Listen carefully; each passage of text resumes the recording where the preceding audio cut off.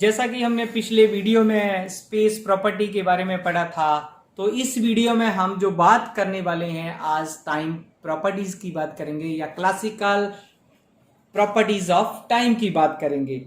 जैसा कि हमें न्यूटन ने क्या लिखा था टाइम के बारे में, तो न्यूटन ने क्या लिखा टाइम के बारे में कि time is absolute free, true and mathematical time of itself and from all its own nature flows equally without relation to anything external and is otherwise called durations। ये न्यूटन ने हमें जो वो टाइम की डेफिनेशन बताई थी कि time के बारे में लिखा था।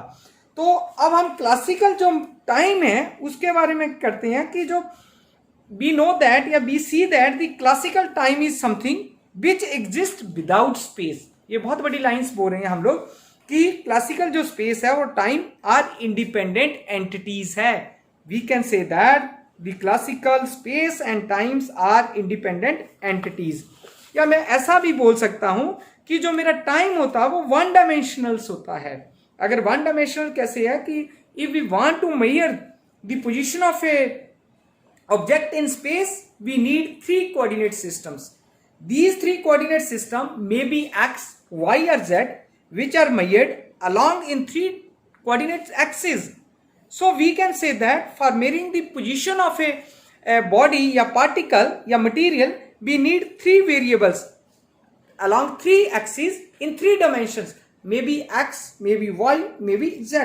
Similarly we can also take time as a property या time can be measured by one variables only that is act as time T, जिसको हमने टाइम टी के हिसाब से बोल सकते हैं कि टाइम टी जो मेरे पास है वो टाइम टी के साथ मैं उसको डिनोट भी कर सकता हूं कि टाइम टी जो मेरा एक वेरिएबल्स है वहां से हम लोग टी को देख सकते हैं। और टाइम टी अगर एग्जिस्ट करता तो इसकी कौन सी एक्सिस होगी, टी एक्सिस ही होगी। मैं ऐसे इसको टी एक्सिस भी लिख सकता हूं, जैसे एक्स एक्सिस लिखते थे तो टी एक्सिस होगी। इसका मतलब इट इज वन डायमेंशन, ये वन ही डायमेंशन हुआ टी, टाइम एक ही है मेरे पास। तो हमने क्या बोला कि ये फॉरवर्ड डायरेक्शंस में जाएगा, ऑलवेज टाइम फॉरवर्ड डायरेक्शंस में जाता है, फ्लो करता है फॉरवर्ड डायरेक्शंस में। और इसकी एक ही एक्सिस है जिसको हमने टी एक्सिस बोल दिया है या टी बोल दिया है। So one dimension nature of this time we say that it flows in one direction only।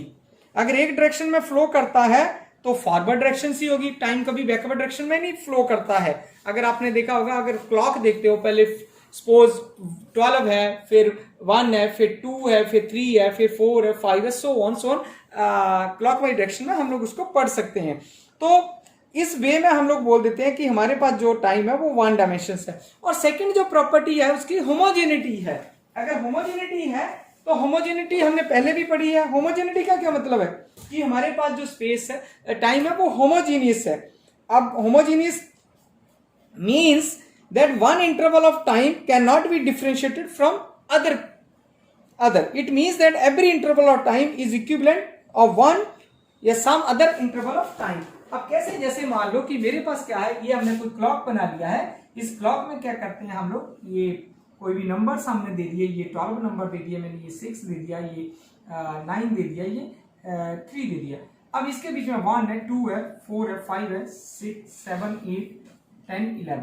अब देखो इसके बीच का जो इंटरवल है 1, 2, 3, 4, 5, 1, 2, 3, 4 इक्वल डिस्टेंस है, चाहे वो किसी भी वे में ले लो आप लोग, हमारे पास बराबर आएंगे, तब हम बोल देते हैं कि जो इंटरवल्स है वो सेम रह रहा है दोनों का। That's why we can say that the time is homogeneous. अगर टाइम होमोजेनियस है तो हमारे पास बहुत सारे एग्जांपल्स हम ले सकते हैं। डेली लाइफ में हमारे पास बहुत सारे ऐसे एग्जांपल्स जो है मिलती हैं हमें कि जैसे होमोजेनियसी ऑफ टाइम है तो मैं एक एक्सपेरिमेंट यहाँ परफॉर्म करता हूँ, दूसरा मैं किसी और कंट्री में करता हूँ, तीसरा और कंट्री में करता हूँ, तो जो प्रॉपर्टीज होगी उसकी सारी सेम मिलेगी।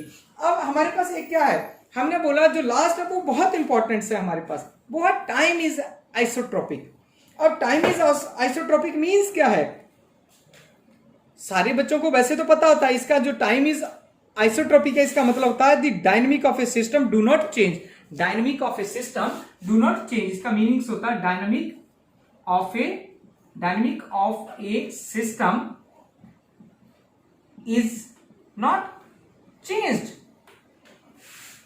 जो डायनेमिक, हमें पता है डायनेमिक जो मूविंग बॉडीज है, जो डायनेमिक सिस्टम है वो मूव नहीं करता है, does not change if we shift from किससे, प्लस कोई भी टाइम पीरियड ले लिया plus T to minus T तक ले लिया, चाहे मैं माइनस प्लस टी से माइनस टी की तरफ लेके जाता हूं। अब जैसे आप प्लॉट भी कर सकते हो इसको, हमने प्लॉट भी कर सकते हैं इसको, ये मेरे पास 0 है, 1 2 3 1 2 3, ये पॉजिटिव है ये नेगेटिव है, ठीक है, ये पॉजिटिव है।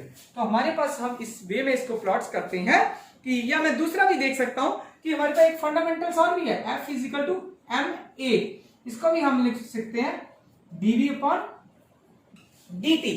ये देखो मैंने न्यूटन्स लॉ पढ़ा है, कौन सा लॉ है, बहुत सारे बच्चों को पता होगा, सेकंड लॉज है। इसको हम ऐसे भी लिख सकते हैं m d square r upon dt square. ये मैंने आगे उसकी कन्वर्शंस कर लिया है। बेसिकली हमें F फिजिकल टू m में पता था, न्यूटन सेकंड लॉ होता है हमारे पास।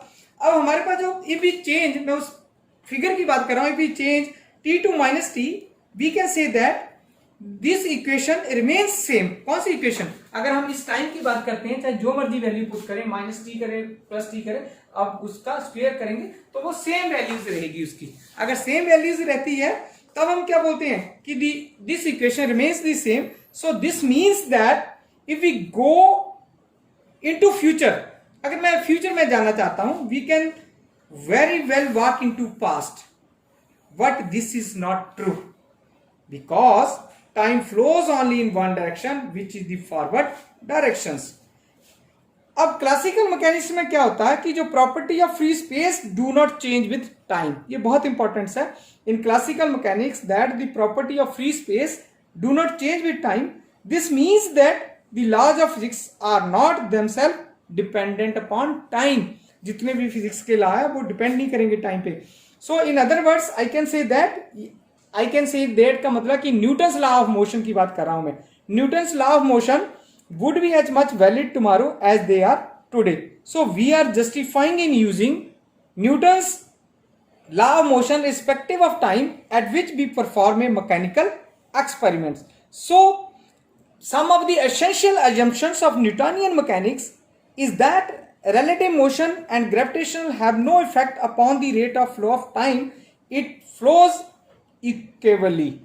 तो हम न्यूटोनियन मैकेनिक्स पढ़ेंगे 3rd या 4th सेमेस्टर में, तब हम बताएंगे वहां। It is found that the foregoing property of space and time lead to 3 very important laws of conservation in classical mechanics. उनको हम प्रूव करेंगे जो हमारी नेक्स्ट वीडियोस होगी। तो इस वीडियो में हमने सिर्फ यही पढ़ा है कि हमारे पास जो प्रॉपर्टीज ऑफ टाइम है वो टाइम 1 डायमेंशंस होता है, होमोजेनिटी होता है, आइसोट्रोपी ऑफ टाइम होता है। तो इन चीज़ों को आपने पढ़ लेना है और उसके बाद हम लोग नेक्स्ट जो वीडियो में तो उसके जो लॉज हैं या टेलर्स थ्योरम का पढ़ेंगे और बाकी जो आर्टिकल्स है मीनिंग वो पढ़ेंगे। Thank you very much.